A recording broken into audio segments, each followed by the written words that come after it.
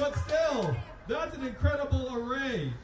I mean, if you tried this photo circa 2016, I'm told it would have been one person standing on a porch, which isn't much of a photo op. So that's progress, but we have to keep on going. We have to let folks in our community know that voting matters, that this election matters, that the future of this state and this country can rest in our community's hands. The fact that my parents did not talk about politics and most of your parents did not talk about politics, it is not anyone's fault. They just showed up in this country. But now there's no excuse. Now that we've been here a little while, we can let each other know that we need to get out and vote. Am I right? And sometimes when I run across local elected officials, they thank me for running for president. I say two things. Number one, again, thank my wife. And number two, that running for local office is harder than running for president. It is. I know it. The reason being that everyone knows where you live. You know, if Andrew Yang disappears to Georgia for a little while, no one's like, where's Andrew Yang? But for your state reps, for your legislators, they know exactly who you are, where you live, where your kids go to school, like everything. So my congratulations really to you all for stepping up, taking on this challenge, and then doing something I never did, which was win.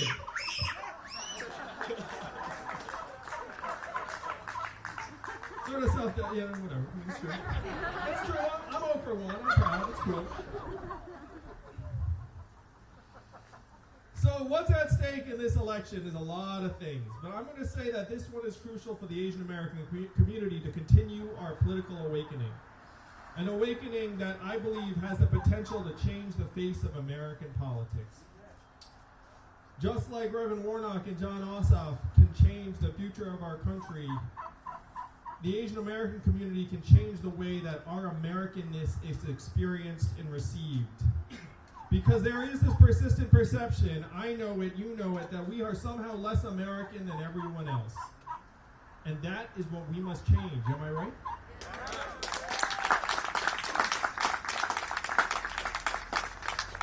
We have the potential to help change that on January 5th.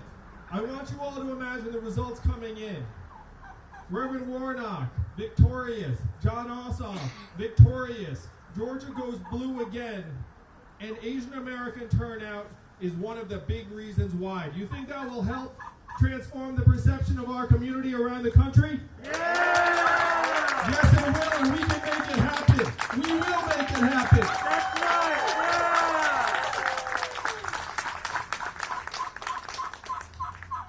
Yeah! Now, to the extent we have Asian American friends who voted for Donald Trump and who vote for Republicans, it's cool.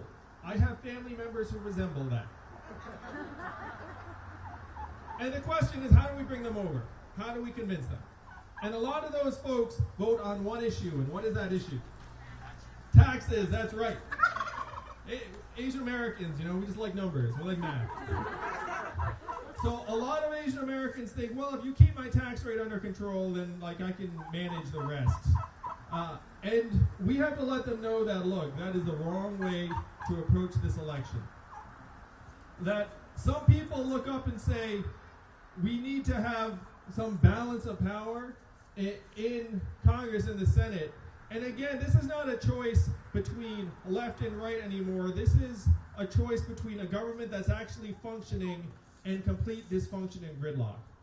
So what you say to those folks who are on the fence, who are lean Republican, who are small business owners like I was, say to them, look, do you really think that in this time of historic crisis, the right answer is for our government to do nothing and sit it out? And if they're like me, if they're a business owner, they will know that that is not a path to success. That if you're a business owner and your business is having a problem, the last thing you do is nothing. If you do that, then your business fails, your business falters. That is where the United States of America is right now. We are on the precipice. It is real. The sense you have when you go out to these commercial districts here in Georgia and you see them at a shadow of what they once were. You see the people who should be out there in throngs instead are at home and are just in a trickle. I'm actually going to go on a limb and say if we had had this event pre-COVID, this would not have been this incredibly beautiful, lovely group of let's call it 100 or so people, we could have drawn a crowd of thousands.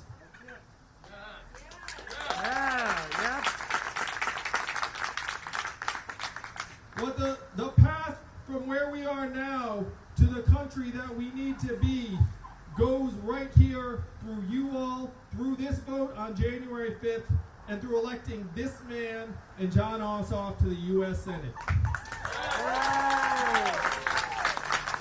That is our mission. Are you with me, Georgia?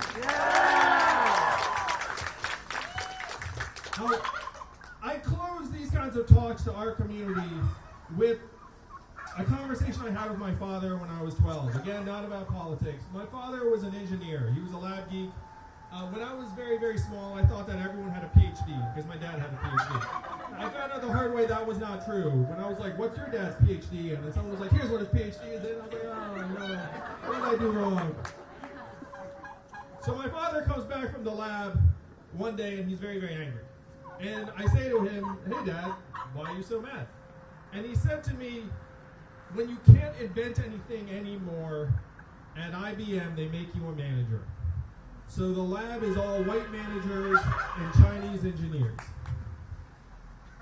And I heard that. I was 12 years old, and I was like, wow, really? Is that what goes on? And that was one of the messages I got when I was growing up, that in America, we are allowed to be this successful if you're Asian American, but we are not allowed to be this successful. I know you've gotten that message too.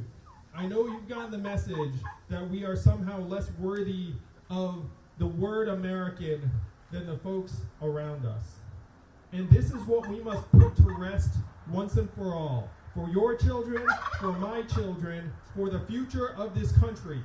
And in order to put that to rest, we need to get this man to the Senate, we need to turn out and vote, and we need to stand up and say to everyone so they can hear us that we are just as American as everyone else. We can lead, we can contribute, and yes, we can vote. Thank you, Georgia.